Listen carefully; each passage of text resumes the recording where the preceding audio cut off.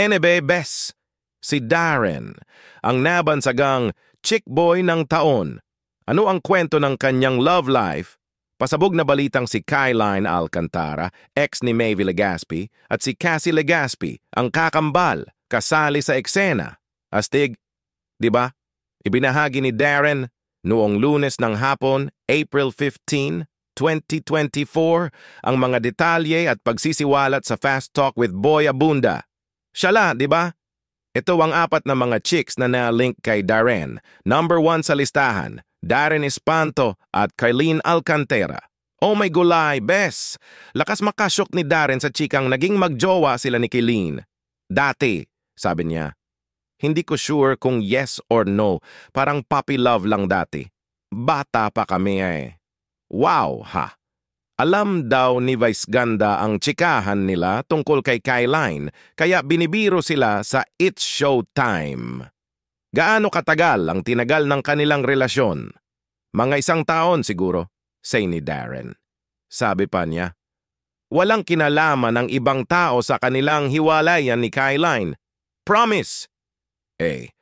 Alam mo na.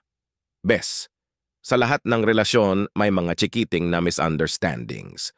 Pero ngayon, friends na ulit sila. Ang saya, di ba? Number 2 sa listahan, Darren Espanto at Jaida Avanzado.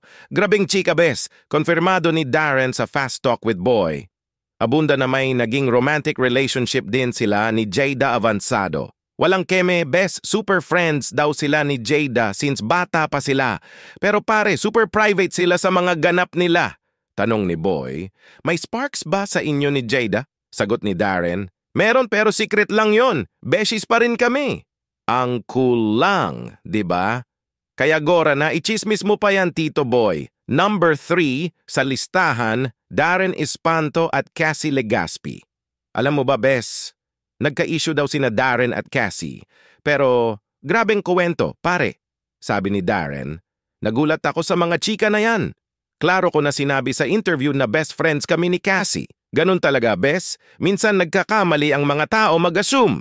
Tapos, sabi pa ni Darren, may mga IG stories pa daw si Tita Carmina at Cass na nagpakomplikado sa tsikahan. Pero sabi niya, walang issue, Bes. Alam mo ba, best prangka at honest sila sa isa't isa ni Casey. Walang drama. Kaya chill lang. Mga Bes, walang away-away. Number 4 sa listahan, Darren Espanto at Jillian Ward. Oh, di ba? Bes, may chismis na bago.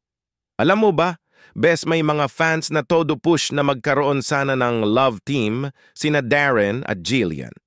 Kasi daw, pareho raw silang may spark. Sabi ni Boy kay Darren, may gusto ka ba kay Jillian Ward? Nagliligawan na ba kayo?